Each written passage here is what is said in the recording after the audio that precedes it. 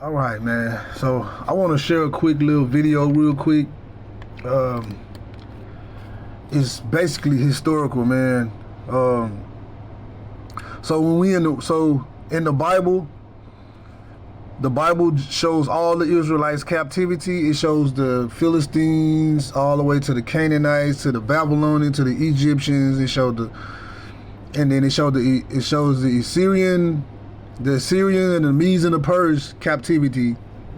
And then it skips over the Greek captivity and it just jumps right into the New Testament where the Romans are ruling. So the Greek captivity is missing. All right, why is it missing? Because the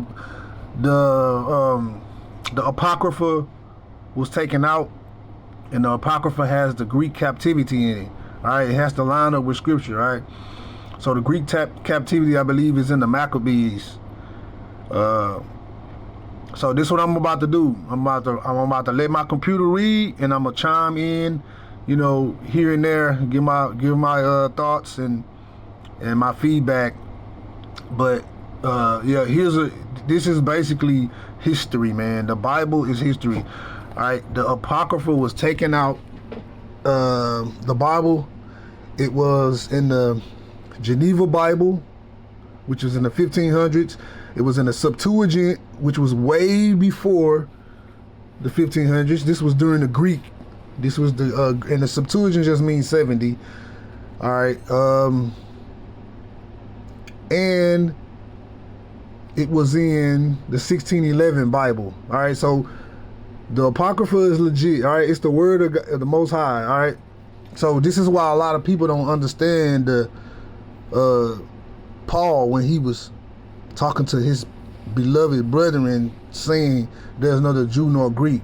All right, you notice he never said there's neither Jew nor Roman, there's neither Jew nor Corinthian, there's neither Jew nor Egyptian, because the Israelites was Hellanized and they was calling themselves Greeks. All right, so he was just trying to get them back into the covenant, get them back into the olive tree, their own stick. All right, Judah and Israel becoming one stick. All right, let's get it.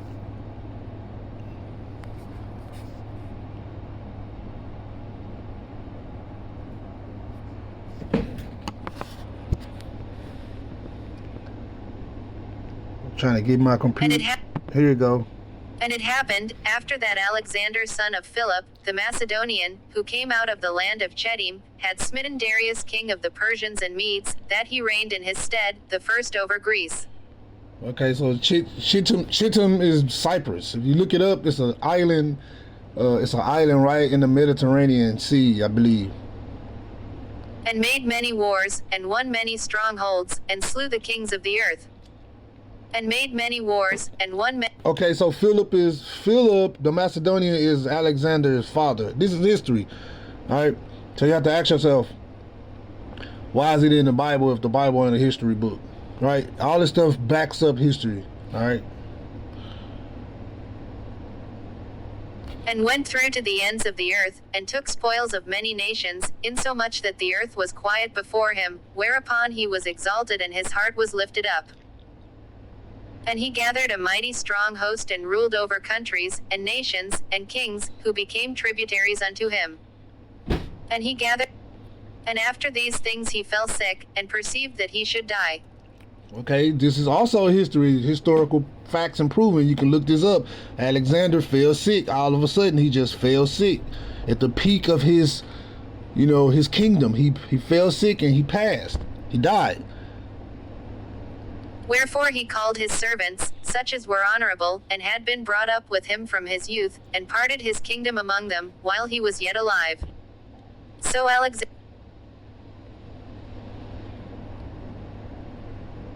Alexander reigned 12 years, and then died. Okay, this is also historical. You can look this up. And his servants bare rule every one in his place. Okay, so and his servants bare, and after his death they all put. So his servants are the four kings. All right, the four kingdoms that rose, the four Grecian kingdoms that rose up after Alexander passed. All right, you can also look this up. I'm not sure all the names, but you can look it up. And after his death they all put crowns upon themselves, so did their sons after them many years, and evils were multiplied in the earth. And there came out of them a wicked root, Antiochus surnamed Epiphanes, son of Antiochus the king, who had been an hostage at Rome, and he reigned in the 137th year of the kingdom of the Greeks. Okay, now, the prophet Daniel had already prophesied this before it happened, all right? It's in Daniel 8, I believe.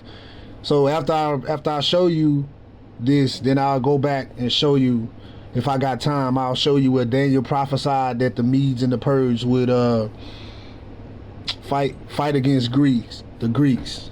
All right, and Antiochus, what is his name? Antiochus Epiphanes. He is the little horn that came up out of the four nobles. All right. In those days went there out of Israel wicked men, who persuaded many, saying, Let us go and make a covenant with the heathen that are round about us, for since we departed from them we have had much sorrow. Yeah, people do that still today.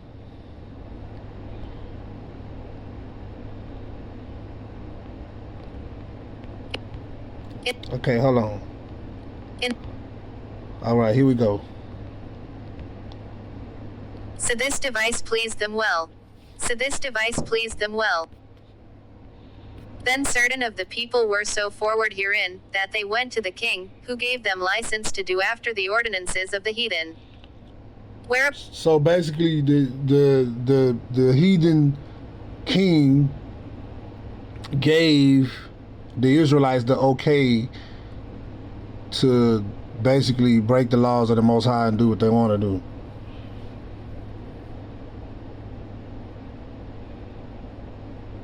Whereupon they built a place of exercise at Jerusalem according to the customs of the heathen. And made themselves uncircumcised, and forsook the holy covenant, and joined themselves to the heathen, and were sold to do mischief. Now when the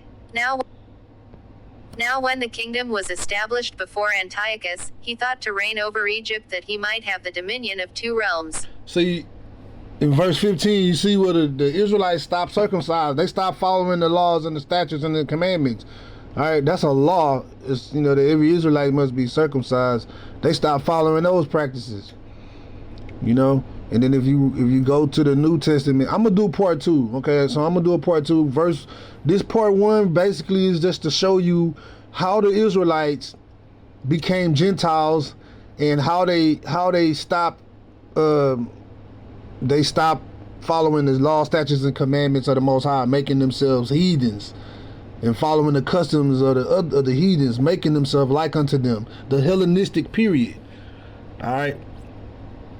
Now when the kingdom was established before Antiochus, he thought to reign over Egypt, that he might have the dominion of two realms. Wherefore he entered into Egypt with a great multitude, with chariots, and elephants, and horsemen, and a great navy. And made war against Ptolemy king of Egypt, but Ptolemy was afraid of him, and fled, and many were wounded to death. Thus they got the strong cities in the land of Egypt, and he took the spoils thereof. And after that Antiochus had smitten Egypt, he returned again in the 143rd year, and went up against Israel and Jerusalem with a great multitude. And entered proudly into the sanctuary, and took away the golden altar, and the candlestick of light, and all the vessels thereof. And the table of the shewbread, and the pouring vessels, and the vials. And the censers of gold, and the veil, and the crown, and the golden ornaments that were before the temple, all which he pulled off.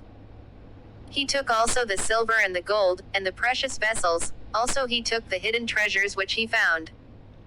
And when he had taken all away, he went into his own land, having made a great massacre, and spoken very proudly. Therefore there was a great mourning in Israel, in every place where they were. So that the princes and elders mourned, the virgins and young men were made feeble, and the beauty of women was changed. Every bridegroom took up lamentation, and she that sat in the marriage chamber was in heaviness. The land also was moved for the inhabitants thereof, and all the house of Jacob was covered with confusion. And after 2 years fully expired, the king sent his chief collector of tribute unto the cities of Judah, who came unto Jerusalem with a great multitude. and spake peaceable words unto them, but all was deceit. For when they had given him credence, he fell suddenly upon the city, and smote it very sore, and destroyed much people of Israel. And spake Now they talking about Antiochus Epiphanes. Alright, so he's the one that did all this evil and wickedness. Alright. So the people feared him greatly. Alright. To the point to where they didn't even want to keep the laws, the statutes, and commandments of the Most High no more. And as we get to reading, you're going to find out why. And when he had taken the spoils of the city, he set it on fire, and pulled down the houses and walls thereof on every side. But the women and children took they captive, and possessed the cattle. Then builded they the city of David with a great and strong wall, and with mighty towers, and made it a stronghold for them. And they put therein a sinful nation, wicked men, and fortified themselves therein. They stored it also with armor and victuals, and when they had gathered together the spoils of Jerusalem, they laid them up there, and so they became a sore snare. For it was a place to lie in wait against the sanctuary, and an evil adversary to Israel. Thus they shed innocent blood on every side of the sanctuary, and defiled it. Insomuch that the inhabitants of Jerusalem fled because of them, whereupon the city was made an habitation of strangers, and became strange to those that were born in her, and her own children left her. Her sanctuary was laid waste like a wilderness, her feasts were turned into mourning, her Sabbaths into reproach, her honor into contempt. As had been her glory, so was her dishonor increased, and her excellency was turned into mourning. Moreover, King Antiochus wrote to his whole kingdom, that all should be one people. You see that? One people. That's Hellenizing. Alright? Forget your feast days, forget your dietary law, forget your the Torah. He just threw it in the garbage, and he said that all should be one people. Therefore, not calling yourself a Jew anymore, or Hebrew, because we know nobody was called Jew because the word J, the letter J, didn't exist. Alright? So you see this? Antiochus wrote to the whole kingdom, because he ruled over a lot of people, but specifically the Jews, that they should be one people. Now watch this, let's continue. And every one should leave his laws, so all the heathen agreed according to the commandment of the king. You see this? Yea, many also of the Israelites consented to his religion, and sacrificed unto idols, and profaned the Sabbath. To his religion. For the king had sent letters. Worshiping his gods. You see what I'm saying? Breaking the first commandment. Thou shalt have no other Elohims before me. When you're not following the law, statutes, and commandments of the Most High, you become a heathen, man. You're like the other nations. You're not set apart. All right. This is how they became Gentiles. And in part 2, I'm gonna show you how they were even called Gentiles in the New Testament. There are 2 types of Gentiles. They're foreigners, Gentile foreigners, and they're actual Gentiles of the other nations. For the king had sent letters by messengers unto Jerusalem and the cities of Judah that they should follow the strange laws of the land. For the king had sent letters by messengers unto and forbid burnt offerings, and sacrifice, and drink offerings, in the temple, and that they should profane the Sabbaths and festival days. See, forbid burnt offerings. They couldn't even keep no ordinance that the Most High gave them on Mount Sinai, making them heathens. And forbid burnt offerings, and sacrifice, and drink offerings, in the temple, and that they should profane the Sabbaths and festival days, and pollute the sanctuary and holy people. Set up altars, and groves, and chapels of idols, and sacrifice swine's flesh, and unclean beasts. See that? That they should also leave their children uncircumcised, and make their souls abominable with all manner of uncleanness and profanation, to the end they might forget the law, and change all the ordinances. And whosoever would not do according to the commandment of the king, he said, he should die. You see that? He put fear in the people, man. The people didn't. He said, whoever didn't want to abide by his commandments, Antiochus Epiphanes, he said he shall die. So you got to understand, this is the Greek captivity. So by the time the Roman captivity came, people had been already brainwashed. They don't even want to be a Jew no more. They want to be a Greek. They want to be an Ephesian. They want to be a Corinthian. This is why Paul went to all these Greek provinces and was trying to win his people back through the new covenant of Yahshua, the blood. You see this? Hoping you get some understanding. In the selfsame manner wrote he to his whole kingdom, and appointed overseers over all the people, commanding the cities of Judah to sacrifice, city by city. Then many of the people were gathered unto them, to wit every one that forsook the law, and so they committed evils in the land. And drove the Israelites into secret places, even wheresoever they could flee for succor. Now the 15th day of the month Caslu, in the 145th year, they set up the abomination of desolation upon the altar, and builded idol altars throughout the cities of Judah on every side. And burnt incense at the doors of their houses, and in the streets. And when they had rent in pieces the books of the law which they found, they burnt them with fire. See that? I wonder why they burnt up the law book. You see that? So a lot of Israelites forgot the law. They forgot the law. Because they was under scrutiny and a lot of pressure to not even practice their customs. So this is why Paul had to go. You see what I'm saying? So this is why Paul had to go and win his people back, bring them back to the covenant, bring them back out into their olive tree, their own olive tree. You see this? And whosoever was found with any the book of the testament, or if any committed to the law, the king's commandment was, that they should put him to death. You see that? Thus did they by their authority unto the Israelites every month, to as many as were found in the cities. Now the 25th day of the month they did sacrifice upon the idol altar, which was upon the altar of God. At which time according to the commandment they put to death certain women, that had caused their children to be circumcised. Brutal, man. And they hanged the infants about their necks, and rifled their houses, and slew them that had circumcised them. See, so out of fear for Antiochus and the other kings to come, they had stopped circumcising themselves. You see that? They stopped circumcising themselves. Now watch this. Let's go to Ephesians. Let's go to Ephesians 2 and 11. Watch this. Look what he's saying. Look what he's saying to the Ephesians, which were actually Israelites. Look what he's saying. He said, wherefore remember that ye being in time past, Gentiles in the flesh, you see? Because why? They wasn't circumcised. Did we just seen they just stopped circumcising their children, who are called uncircumcised by that which is called circumcision in the flesh, made by hands. You see that? So what he was doing was he was trying to bring them back into the covenant. He was like, man, don't even worry about that. And he said that at the time ye were without Mashiach. See?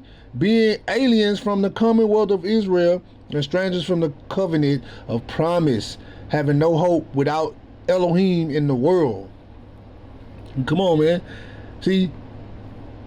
It was a wall of partition. See, look at this. Look at verse 14. For he is our peace, who had made both one and had broken down the middle wall of partition between us. See? It was a wall up.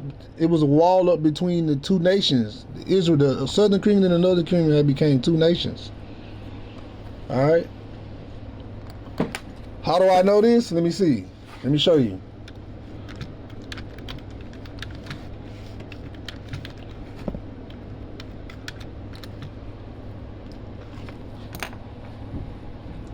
Let's go to Ezekiel 37. How do I know? How do I know they became two nations? Let's see. Let's see what the prophet Ezekiel say. All right. I advise anybody to go read it on their own. But for time's sake, we're gonna read this here real quick. He says, look at verse 21. It say, and say unto them, thus says Yahuwah, behold, I will take the children of Yisra'EL from among the heathen, whether they be gone, and will gather them from every side and bring them into their own land. All right. the Israelites are still scattered among the heathen to this day. This prophecy haven't been fulfilled. And I will make them one nation, see, in the land upon the mountains of Israel, and one king shall be to them. And they shall be no more two nations, neither shall they be divided into two kingdoms, no more at all. No more at all. You see that? All right. So that's who Paul's talking to. He's talking to Israelite foreigners. All right, watch this. Let me go to 2 Maccabees.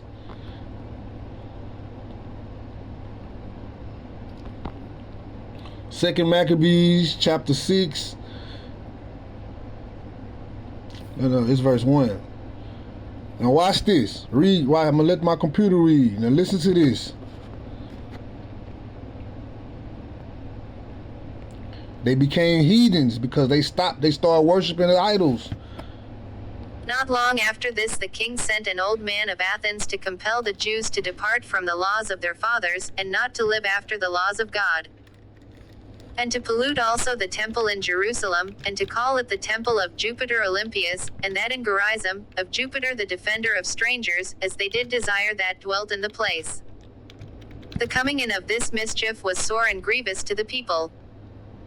For the temple was filled with riot and reveling by the Gentiles, who dallied with harlots, and had to do with women within the circuit of the holy places, and besides that brought in things that were not lawful. The altar also was filled with profane things, which the law forbiddeth.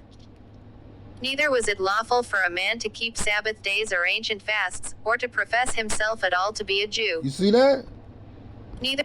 See, so it was unlawful. It was unlawful for a Hebrew to even consider himself a Jew. See, Hellenized, man. Now watch this. I'm gonna go to 1 Corinthians.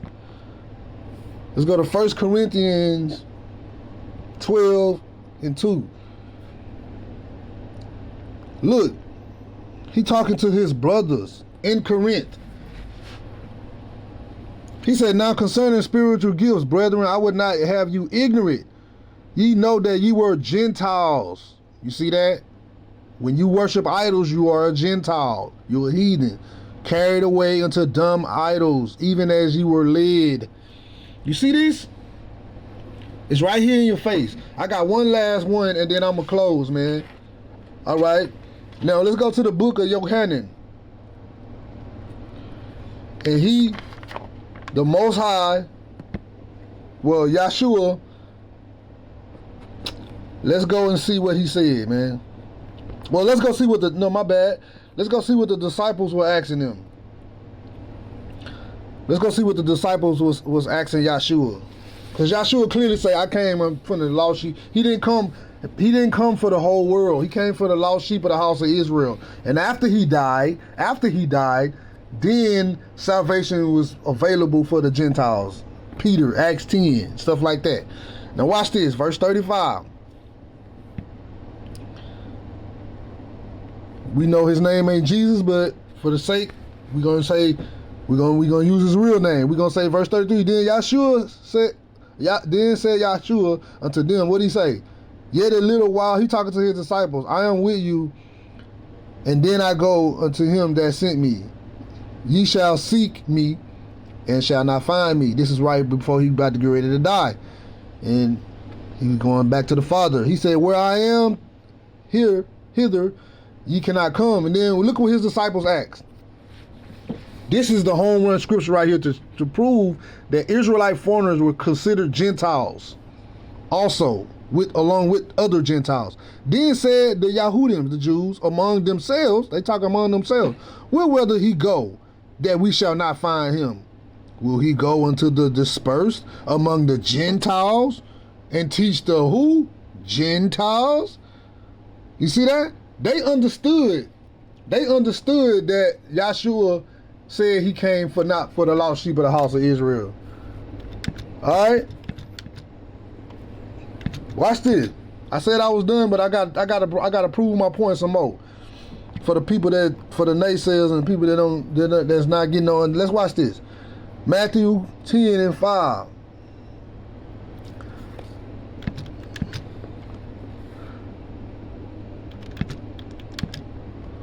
Hold on.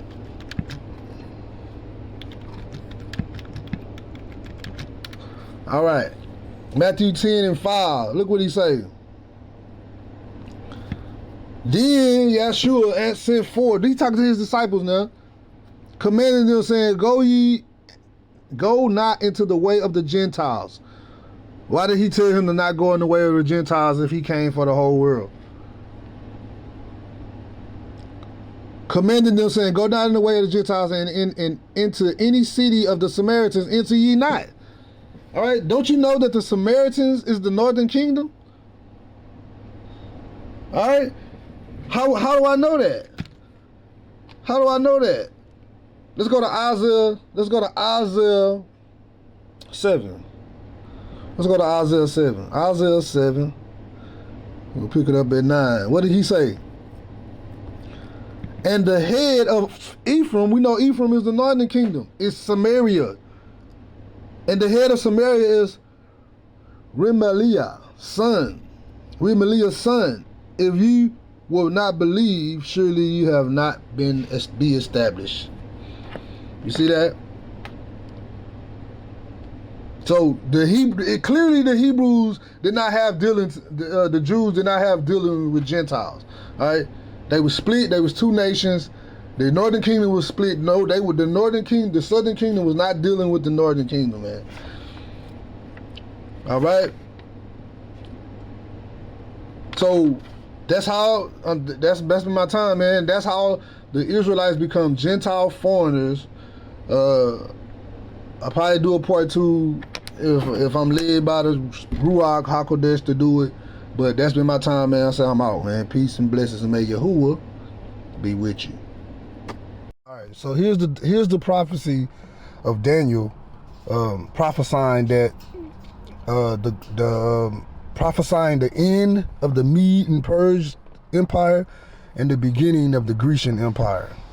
It says, in the 3rd year of the reign of King Belshazzar, a vision appeared unto me, even unto me, Daniel, after that which appeared unto me at first. And I saw a vision, and it came unto pass, when I saw that I was at Shushan in the palace, which is in the province of Elam. And I saw in a vision, and I was by the river Uli. Then I lifted up my eyes and saw, and behold, there stood before the river a ram, which had 2 horns, and the 2 horns were high, but one was higher than the other, and the higher came up last. All right, so this is the Mede, that's the Medo and the Persian, and it says, I saw the ram pushing westward and northward and southward, so that no beast might stand before him. Neither was there any that could deliver out of my hand. But he, according to his will, and became great. Verse 5, and as I was considering, behold, and the he-goat came from the west of the face of the whole earth, and touched not the ground, and the goat had a notable horn between his eyes. And he came to the ram that had 2 horns.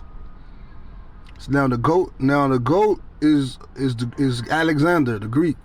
The Grecian captivity. He say, which I had seen standing before the river, and ran up unto him in the fury of his power.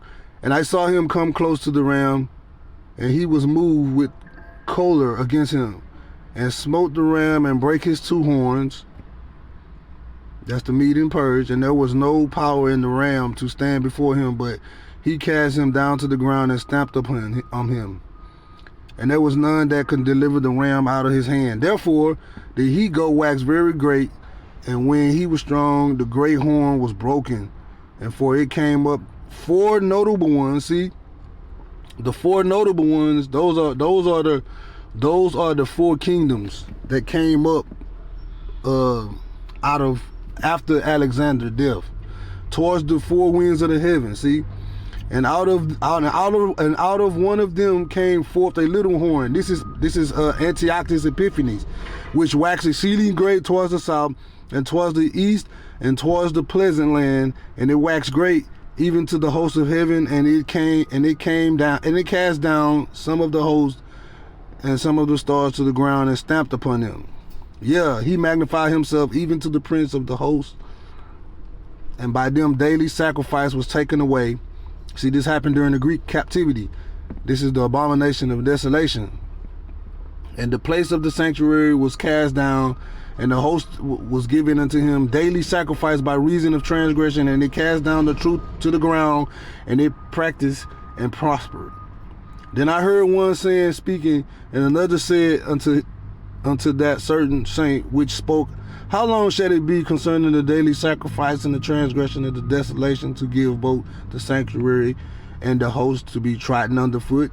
He asked the question, and he said unto me, until 2,300 days, then shall the sanctuary be cleansed. And it came to pass, when I, Daniel, had seen the vision and sought for very meaning. He like, what does this dream mean? Then behold, there stood before me as the appearance of a man, and I heard a voice between the banks of the Yisra'EL, which called and said, Gabriel, make this man to understand the vision. So here came near where I stood, and when he came, I was afraid and fell upon my face. But he said unto me, understand, O son of man, for that time of the end shall be the vision. Now as he was speaking with me, I was in a deep sleep on my face toward the ground, but he touched me and set me upright. 19, and he said, behold, I will make thee know what shall be in the last end of the indignation. For at the time appointed, the end shall be. The ram which thou sawest, see, having two horns, and are the kings of Media and Persia, see, and the rough goat is the king of Greece. And the great horn that is between the eyes is the first king. See? Now that was Antiochus, because Antiochus rose up and was like out of the four nobles, which was the four kings that rose up after Alexander.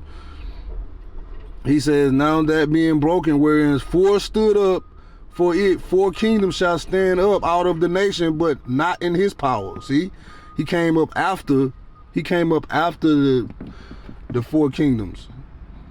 And his power shall be mighty, but not by his own power, by Satan, right?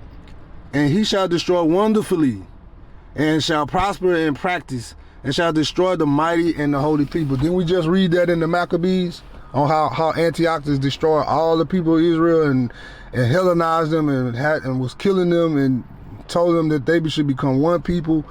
Antiochus did all this stuff, right? This was during the Hellenistic period. All right, man. So that's what I wanted to show y'all real quick. So that ties into the first Maccabees and the story of how the Hebrews became Hellenized, how they became Greeks in the mind and Gentiles in the flesh. All right, they stopped being circumcised. They stopped following the practice, customs, laws of the land. There you have it.